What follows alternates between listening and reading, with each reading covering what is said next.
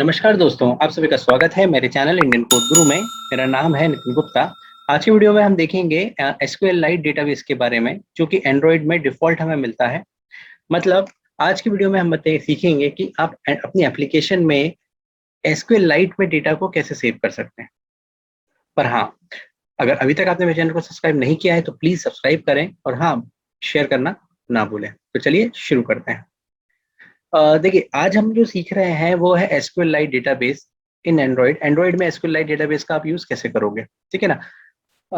अब इसकी जरूरत क्या है, देखिए, अगर इस आप मान लीजिए कुछ इंफॉर्मेशन को अपनी ऐप में स्टोर करना चाहते हैं, क्लाइंट के ऐप में स्टोर करना चाहते हैं, तो आप इसका यूज कर सकते हो। जैसे कि जैसे आपका कॉन्टेक्ट्स होते हैं वो आपके एसक्यूएल लाइट डेटाबेस में स्टोर होते हैं, ठीक है ना। आप जैसे व्हाट्सएप की चैट्स देखते हैं वो एसक्यूएल लाइट डेटा में सेव होती है। बैकअप जो होता है वो एसक्यूएल लाइट डेटाबेस का बैकअप होता है, ठीक है। तो इस टाइप से आप कर सकते हैं, बट आपको एक चीज ध्यान रखना है कि अगर आप डिफॉल्ट एसक्यूएल लाइट यूज कर रहे हैं, या एसक्यूएल लाइट एक डेटाबेस सॉफ्टवेयर है जैसा हमें पता है, तो ये बाय डिफॉल्ट एंड्रॉइड में इंस्टॉल होता है, इसलिए हमें अलग से कुछ इंस्टॉल या अलग से कुछ ऐप इंस्टॉल नहीं करनी है, ठीक है।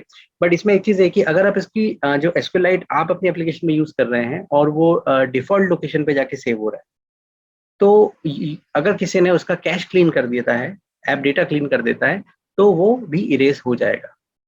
समथिंग लाइक आप शेयर प्रेफरेंस जैसे यूज करते हैं, ठीक है। तो चलिए, आज अपन पहला वीडियो है सीरीज का, तो एसक्यूएल लाइट पर, तो मैं इसका आज बेसिक्स पे आपको थोड़ा ध्यान दे दूं।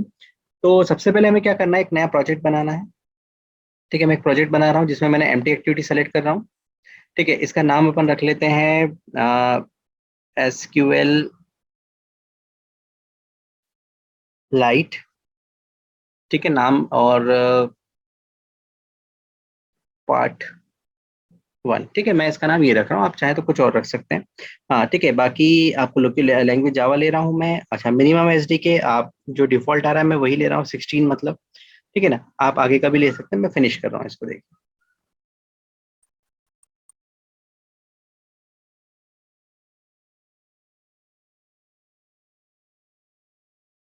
चलिए, तो यहाँ पर देखिए मेरा प्रोजेक्ट बिल्टअप हो गया है, ठीक है। तो मुझे यूआई में फिलहाल अभी कुछ नहीं करना है। सबसे पहले हमें करना यहाँ पर ये है कि हमें एक अलग से क्लास बनानी पड़ेगी, ठीक है। तो मैं एक जावा की एक नई क्लास बना रहा हूँ ये, ठीक है। इसका नाम अपन रख लेते हैं डीबी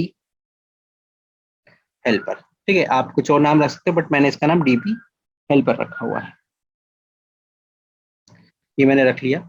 अच्छा, अब इसमें क्या है, हमें एंड्रॉइड ने एक बिल्ट इन क्लास प्रोवाइड की है, एसक्यूएलाइट ओपन हेल्पर, ठीक है।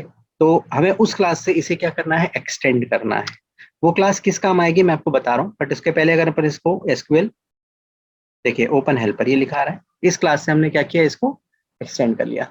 एसक्यूएल हेल्पर क्लास जो है बेसिकली क्या है पता है, SQL light helper class, open helper helper class जो है बेसिकली हमें डेटाबेस को बनाने, ठीक है, उसे अपग्रेड करने, उसे डिलीट करने से रिलेटेड सारे बेसिक ऑपरेशंस प्रोवाइड करती है।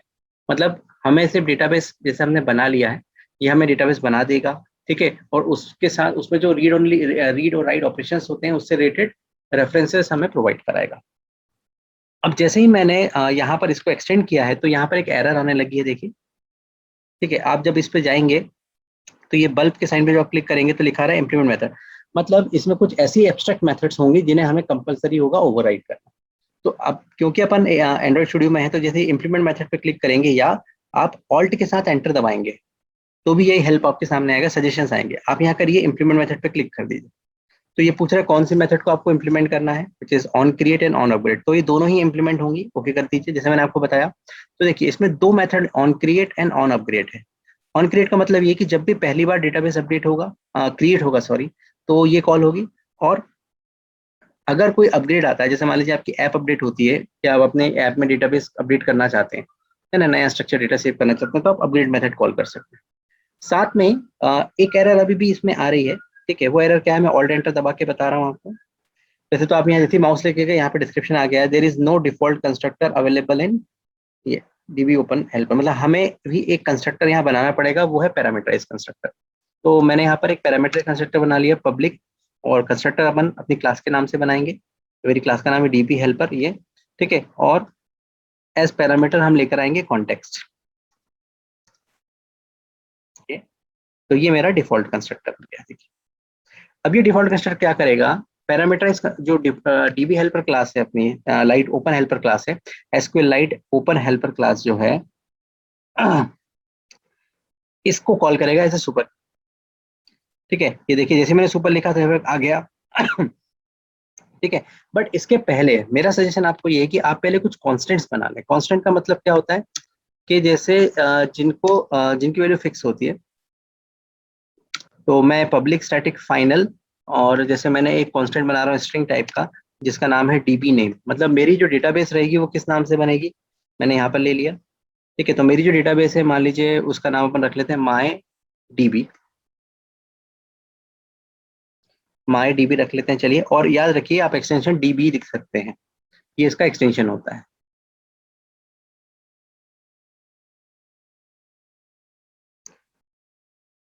ठीक है, स्टैटिक बनाया है मैंने, ठीक है, क्योंकि मैं इसे सीधे एक्सेस करना चाहता हूँ ये क्लास के नाम से। ठीक है, तो एक डेटाबेस के लिए मैंने बना लिया। फिर आप चाहे तो वर्जन का भी एक बना सकते हैं, public static final int dB version. ठीक है, इक्वल टू 1। अच्छा, ये बनाना कंपलसरी तो नहीं है, आप डायरेक्ट भी दे सकते हैं, बट इसका ये फायदा होता है कि जहां भी मुझे टेबल डेटाबेस का नाम यूज करना है, मैं डीबी नेम को कॉल करूंगा वहां आ जाएगा। ठीक है, और अगर अपडेट करना है तो एक जगह डीबी नेम अपडेट करूंगा तो सभी जगह जहां जहां डीबी नेम होगा अपडेट हो जाएगा। ठीक है, तो अब देखते हैं सुपर में क्या क्या भेजना है हमें। सुपर में हमें सुपर कंस्ट्रक्टर को कॉल करना है। ठीक है, तो सबसे पहला इसमें कंस्ट्रक्ट कॉन्टेक्स्ट पास करना है, तो जो कॉन्टेक्स्ट पैरामीटर मैं वो पास कर दिया।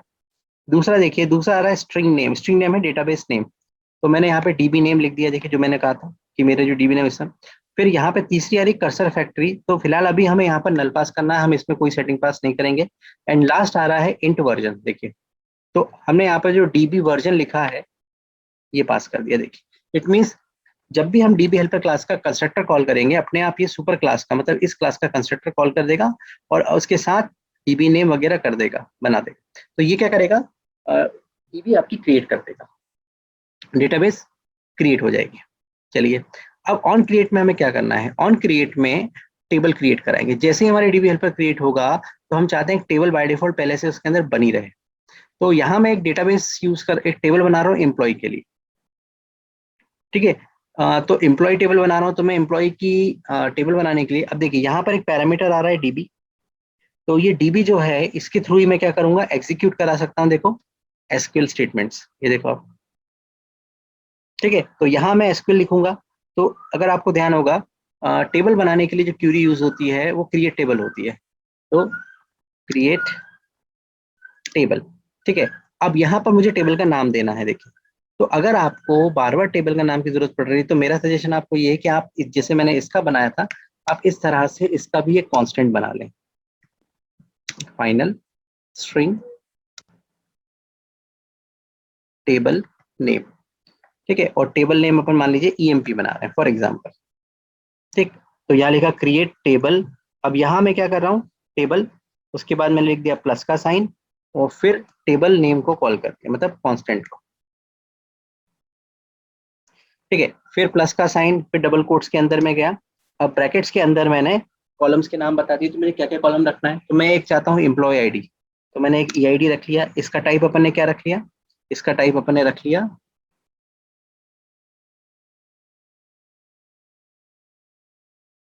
नंबर। साथ में हम इसे प्राइमरी की बनाना चाहते हैं तो हमने प्राइमरी की बना दिया।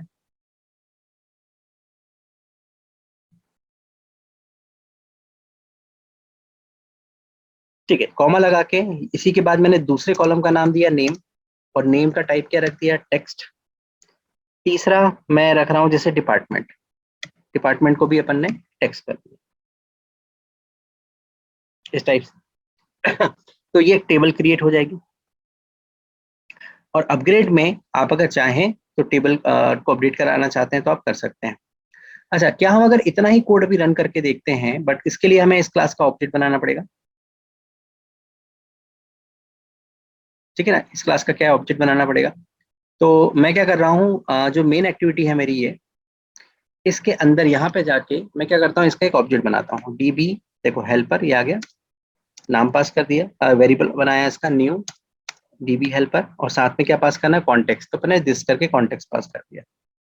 ठीक है, अब हमें कुछ नहीं करना है, हमने इतना लिख दिया। तो क्या इतने से मेरा जो वो है डीबी डेटाबेस है वो बन पाएगा? देखते हैं। तो इसके लिए हम क्या करते हैं, एवीडी को लॉन्च कर लेते हैं। देखिए, तो मैं प्रोजेक्ट को रन कर रहा हूँ, और जैसे ही मैं रन करूंगा तो मेरी जो एवीडी है वो ये है, देखिए पिक्सल 3a एपीआई लेवल 30 पे है। ठीक है ना, तो मैंने इसको रन किया, मतलब मेरी एवीडी जो बनी है वो एंड्रॉइड आर पे है और एपीआई लेवल 30 पे है। तो मैंने इसको लॉन्च किया, देखिए स्टार्ट हो रही है।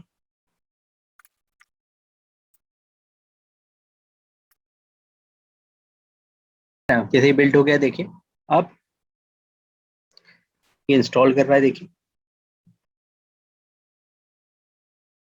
और लॉन्च करने वाला है। ये मेरी लॉन्चिंग एक्टिविटी लिखा रहा है, सक्सेस आ गया है। अब ये इसको लॉन्च करेगा या स्टार्ट होगी एक्टिविटी।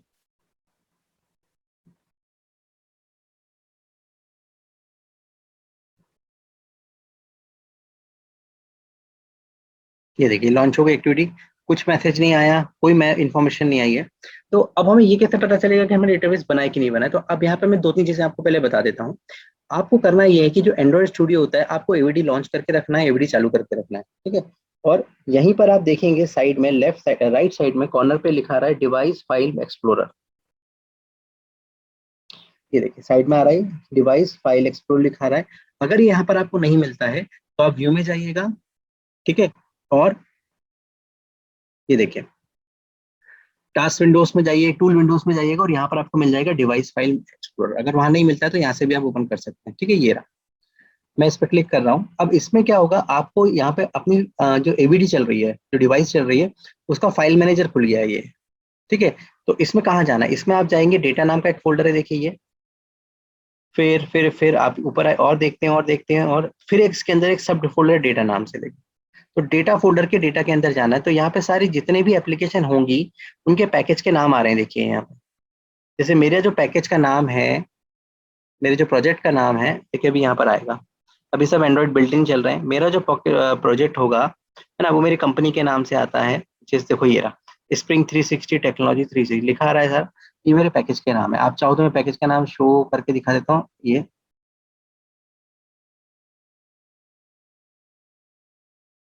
देखिए, ये मेरे पैकेज का नाम है। ये मैनिफेस्ट फाइल में लिखा है com dot spring 360 SQL light part 1 लिखा रहा है।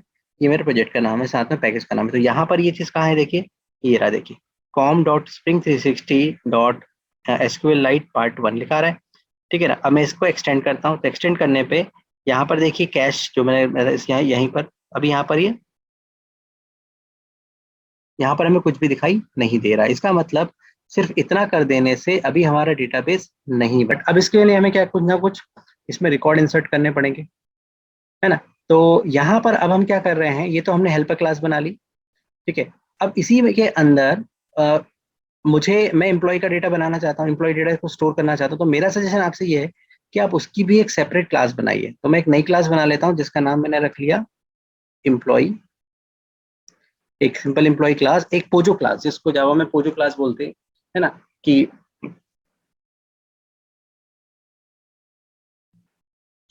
एक सिंपल पोजो क्लास, और इसके अंदर हम वो सारी प्रॉपर्टीज डिक्लेयर करेंगे जो हम एक एम्प्लॉय में रखना चाहते हैं। तो जैसे private int employ ID, private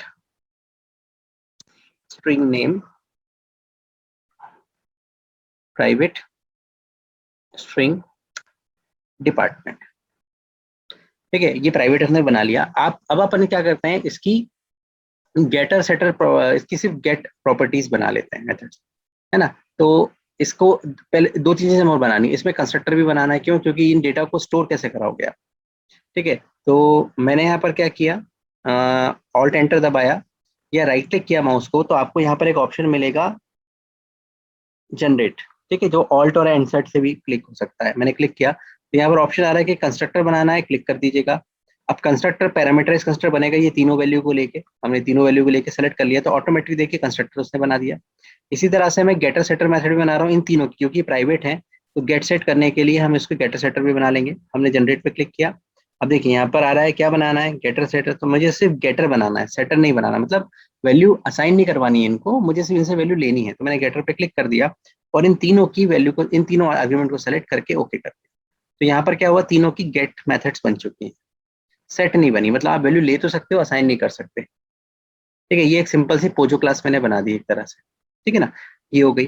अब हम वापस चलते हैं कहाँ पर, हमारी मेन एक्टिविटी में।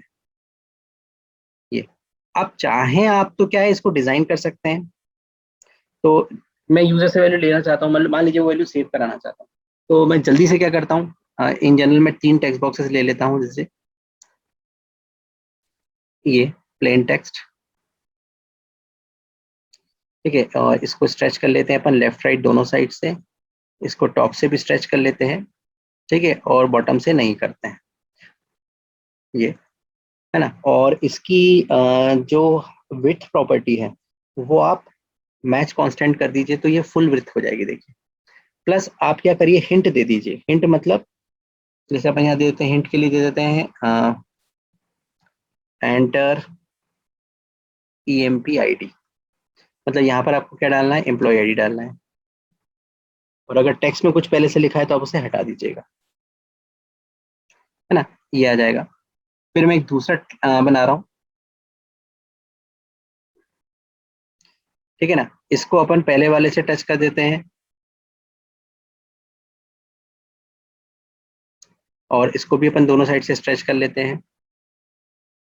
ठीक है, और इसकी भी जो लेआउट विड्थ प्रॉपर्टी है उसको मैच कर देते हैं पेरेंट से, तो वो पूरा स्ट्रेच हो जाएगा। और जैसे अपन ने पहले वाले में किया था, इसकी टेक्स्ट प्रॉपर्टी हटा देते हैं। ठीक है, और इसको हिंट में दे देते हैं एंटर नेम,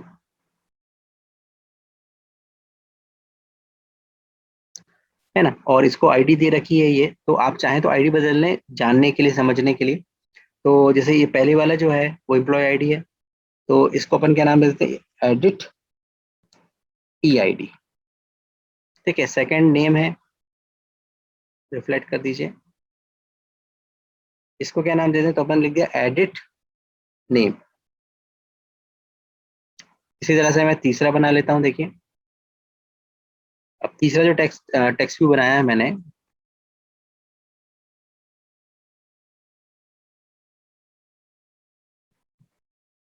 ये तीसरा बना लिया, और इसको मैंने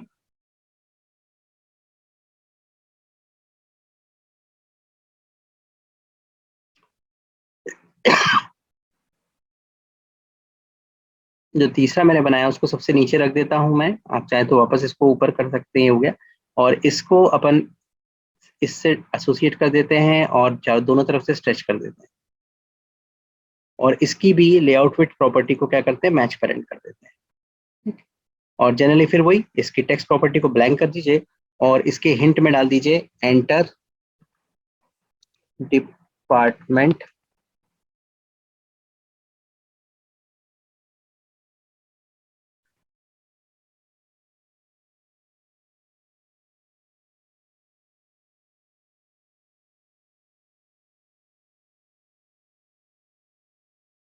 डिपार्टमेंट, ठीक है ना, एंटर डिपार्टमेंट लिख दिया मैंने ऐसे। और इसको भी एक आईडी दे देते हैं, तो इसकी आईडी क्या दे देते हैं, इसको दे देते हैं एडिट DEPT, मान लीजिए।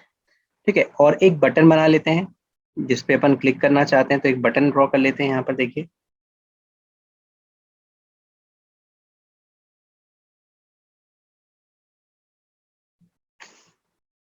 इस बटन को अपन एसोसिएट कर देते हैं लास्ट वाले टेक्स्ट बॉक्स से। ठीक है ना, और इसको स्ट्रेच कर लेते हैं।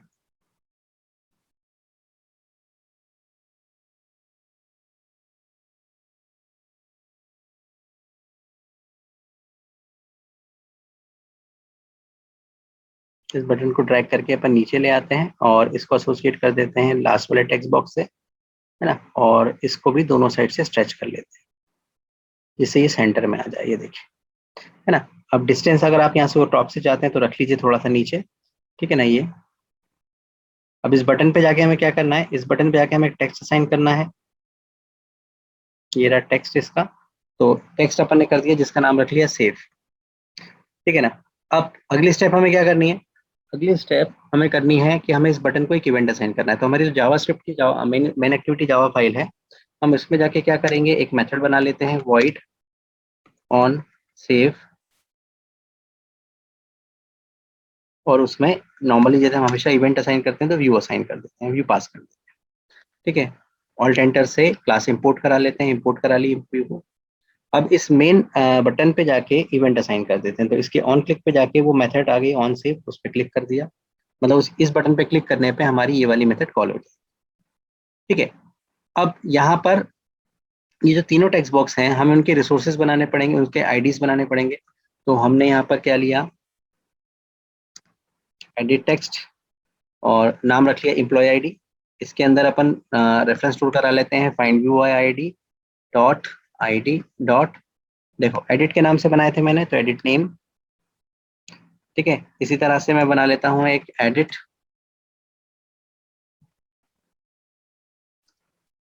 टेक्स्ट, और इसको अपन बना लेते हैं, नेम ही रख लेते हैं इसका नाम, और इसमें एसोसिएट कर देते हैं कौन सी आईडी को, R dot I D dot अपन ने जो एडिट नेम दिया है।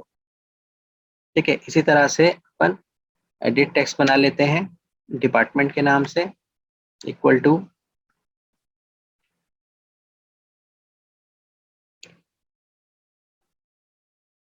ठीक है, यहाँ पर अब अपन आईडी असाइन कर देते हैं किसको, डिपार्टमेंट वाले को, और सेमीकोलन। तो ये तीनों टेक्स्ट बॉक्स की वैल्यू मैं यहाँ रख लिया। अब ये तीनों टेक्स्ट बॉक्स की वैल्यू मैं पास करूंगा किसमें, यहाँ पर अब मैं एक ऑब्जेक्ट बना रहा हूँ किसका, इसका एम्प्लॉय क्लास का, देखिए E1 equal to new employ. तो अब इसमें जो एम्प्लॉय हमने बनाया था, याद रखिए उसमें एक कंस्ट्रक्टर बनाया था जो 3 पैरामीटर ले आ रहा है, एक एम्प्लॉय आईडी, एक उसका नाम, और एक उसका डिपार्टमेंट। ठीक है, तो हमारे पास जो 3 टेक्स्ट बॉक्सेस हैं, एडिट टेक्स्ट बॉक्स हैं, उसके अंदर ये वैल्यू आ रही है, बट यहाँ पर अब हम उनको पार्सिंग करनी पड़ेगी। ठीक है, तो मैं डायरेक्टली यहाँ पास कर देता हूँ। तो पहला जो एम्प्लॉय आईडी है उसकी वैल्यू को इंटीजर में पास करना है, तो मैं यहाँ पर रैपर क्लासेस यूज कर लूंगा, integer dot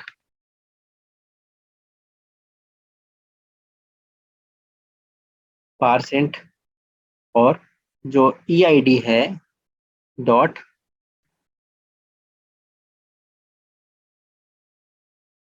dot gate text dot to string. तो पहला आर्ग्यूमेंट हमारा ये पास हो गया। चलिए, बाकी की हमें दिक्कत नहीं आएगी क्योंकि दोनों टेक्स्ट रहेंगे। दूसरा हो गया अपना name dot gate text dot to string, और थर्ड मैंने क्या पास कर दिया, डिपार्टमेंट। तो डिपार्टमेंट ऑलरेडी बना हुआ है, department dot gate text dot to string.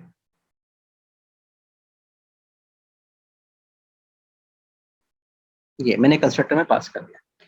ठीक है, अब मुझे क्या करना है, देखिए ये तक तो बेसिक काम हो गया है, बट अब डेटाबेस में इसको सेव कराना है किसी इन्फॉर्मेशन को। तो जो मैंने एक हेल्पर क्लास बना रखी है ये वाली, मुझे इसके अंदर ही जाके मैं चाहता हूँ एक और मेथड बना लूँ मैं, इसका नाम मैंने रख लिया पब्लिक, और वॉइड, और नाम रख लिया अपन ने इसका सेव ईएमपी।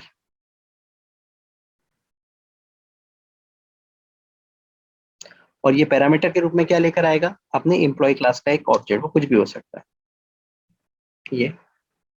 ठीक है, अब हमें क्या चाहिए, अब यहाँ पर हमें कोडिंग करनी है जो डेटाबेस में जाके क्या होगा, सेव होगा। तो मैंने यहाँ पर क्या किया, मैंने लिखा एसक्यूएल डाटाबेस का ऑब्जेक्ट बनाया डीबी इक्वल टू, अब मुझे चाहिए मैंने मेरी जो डेटाबेस बनने वाली है ये डीबी, इसका रेफरेंस। तो यहाँ पर हमें ये एसक्यूएलाइट ओपन हेल्पर काम आएगा। तो हमने यहाँ लिखा this dot gate writable database, मतलब इससे हमें करंट डेटाबेस का क्या मिल गया, रेफरेंस मिल गया। ठीक है, अब इसके अंदर जाके हम क्या करेंगे, डीबी डॉट इंसर्ट मेथड है, देखिए। ठीक है, ये कॉल करेंगे, बट यहाँ पर प्रॉब्लम क्या है कि इसमें जो वैल्यू सेव होती हैं वो अपन सेव कराएंगे कॉन्टेक्स्ट वैल्यू नाम की एक क्लास होती है उसके वेरिएबल के थ्रू। देखिए थर्ड आर्गुमेंट आ रहा है, तो हमें पहले उस कॉन्टेक्स्ट वैल्यूज नाम की वो बनाना पड़ेगा एक ऑब्जेक्ट।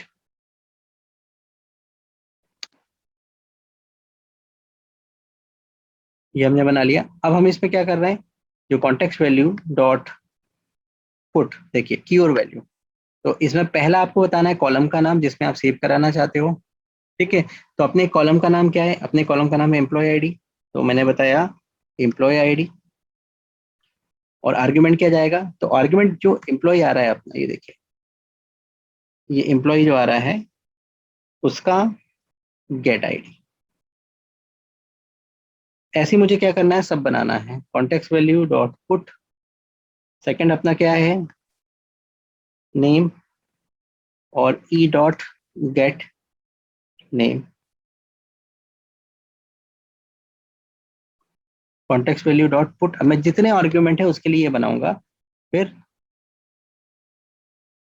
डीपीटी डिपार्टमेंट और ई डॉट गेट डिपार्टमेंट, ये मैंने करा लिया। बस अब हमें क्या करना है, देखिए डीबी इंसर्ट। अब यहाँ वो हमसे सबसे पहले आर्गुमेंट क्या मांगेगा, सबसे पहला आर्गुमेंट उसने क्या मांगा, टेबल का नाम। तो हमने क्या किया है, टेबल के नाम का एक कांस्टेंट बना रखा है, तो हम उसको कॉल कर लेंगे टेबल नेम, कॉमा। दूसरा वो हमसे क्या मांग रहा है, नल कॉलम है, तो फिलहाल अभी हम इसे नल छोड़ देंगे, हमें इसको कोई आर्गुमेंट पास नहीं करना है। तीसरा आर्गुमेंट कॉन्टेक्स्ट वैल्यू, तो हमने जो ऑब्जेक्ट बनाया था कॉन्टेक्स्ट वैल्यू का, वो हम इसे पास कर देंगे जी। ठीक है, ये हमने पास कर दिया। और ये ऑपरेशन से क्या होगा, डेटाबेस इंसर्ट हो जाएगा और डीबी डॉट आप क्लोज करा सकते हो।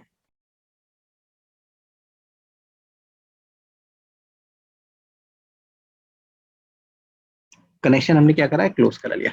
अब हम क्या करेंगे, वापस जाएंगे अपनी मेन एक्टिविटी में, और यहाँ पे जो हमने ऑब्जेक्ट, अभी हम यहाँ इसके अंदर ऑब्जेक्ट बनाएंगे किसका, डीबी हेल्पर का। ये बनाया, और जो डीबी हेल्पर क्लास हमने बनाई है उसके कॉल करेंगे किसको, सेव एम्प्लॉय को, जो अभी हमने बनाई, और इसमें हम पास कर देंगे कौन सा एम्प्लॉय, जो जस्ट अभी हमने यहाँ बनाया था, इवन। तो ये इवन वाली जो मेथड है ये जाएगी किसके पास, यहाँ जाएगा। ठीक, और यहाँ से सारी इंफॉर्मेशन कॉन्टेक्स्ट वैल्यू में कन्वर्ट हो जाएगी और अपडेट हो जाएगी। क्या हम इतने कोड को पहले रन करके देखते हैं, देखिए। आप इसके बाद एक टोस्ट लगा सकते हैं चाहे तो, कि डेटा सेव सक्सेसफुली या समथिंग लाइक दैट।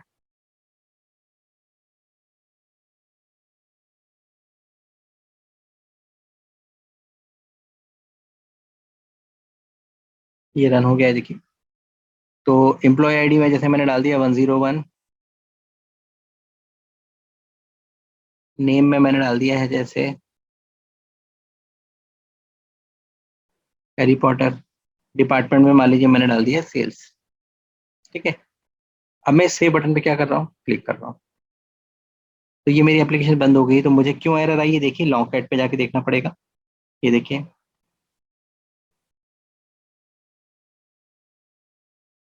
तो यहाँ पे cause by lang reflect invocation target exception,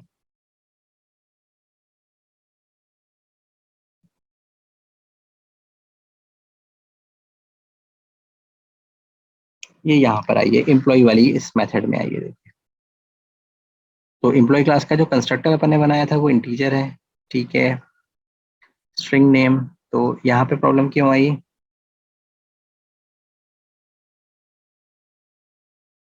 फिर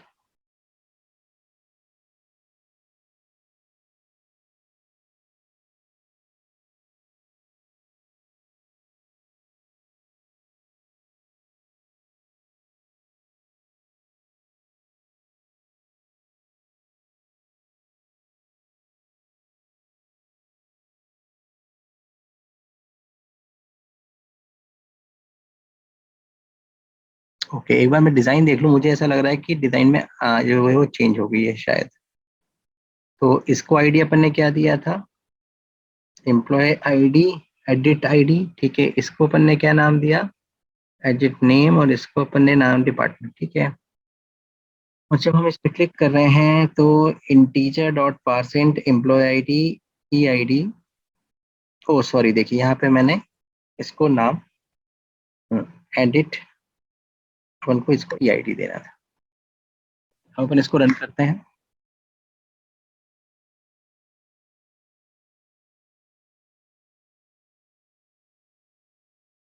तो ये जैसे रन हो गया है।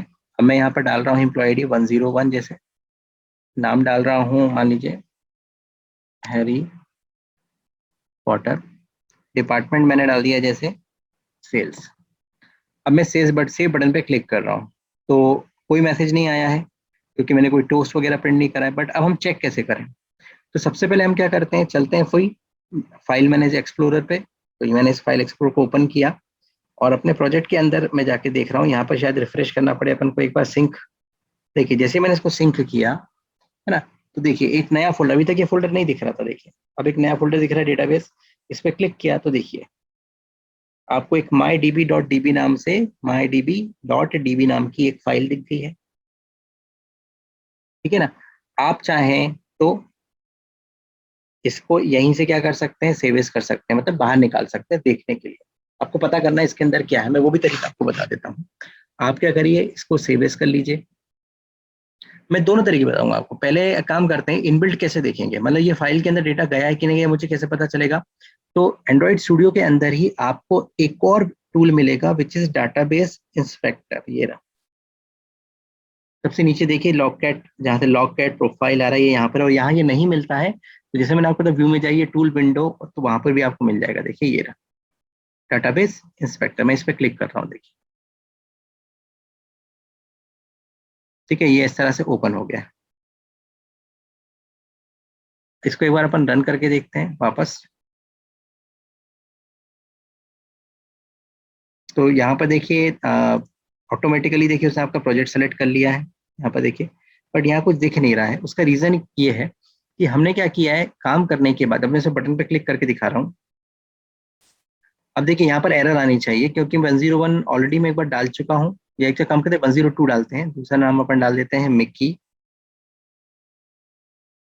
है ना, और डिपार्टमेंट इसका डाल देते हैं अपन अकाउंट्स।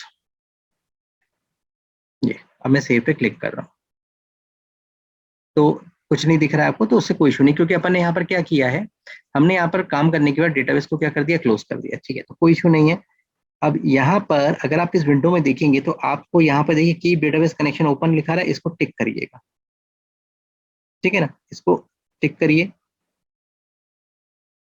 ठीक है, अब अपन फिर से एक बार रन करते हैं। देखिए मैंने इसको रन किया, इस विंडो को ओपन करके रखना है आपको, और डेटाबेस कनेक्शन जो टिक किया था उसको ऑन रखना है।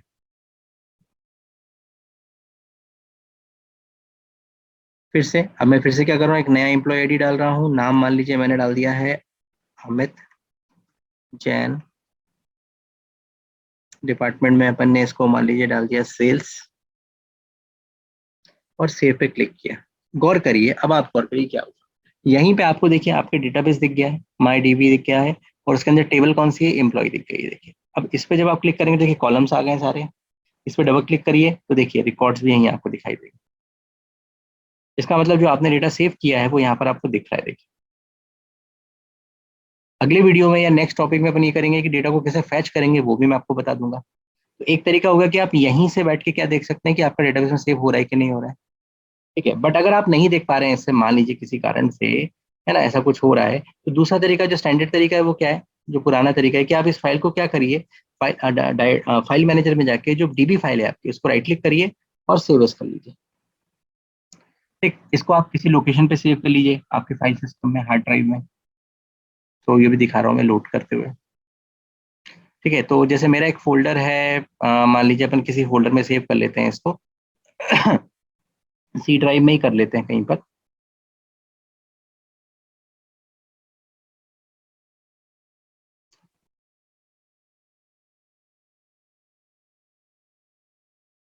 चलिए सी ड्राइव में मैं एक फोल्डर बना के इसको सेव कर रहा हूँ अलग करके, और इसको नाम दे दिया मैंने डीबी। यहाँ पे डीबी, ये डीबी बन गया। अब मैं इसको सेलेक्ट कर रहा हूँ और इसमें मैंने इसको सेव एज कर दिया, डाउनलोड हो गई। देखिए ये लिखा भी आ गया। अब जाके आपको अपना फोल्डर ओपन करना है।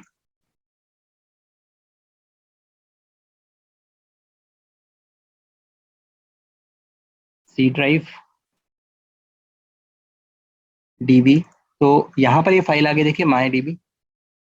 अब आप इसको अंदर देखना चाहते हो तो एसक्यूएल लाइट के बहुत सारे टूल आपको मिल जाएंगे, आप गूगल करके डाउनलोड कर सकते हो। ठीक है, बट अदरवाइज मैं आपको देता हूँ एसक्यूएल लाइट। आप ऑनलाइन लिख दीजिए इसको, या व्यूअर, एसक्यूएल लाइट व्यूअर लिख दीजिए इसको, व्यूअर। तो आपको एक ऑनलाइन ही मिल जाएगा, देखिए ये रहा SQLite व्यूअर।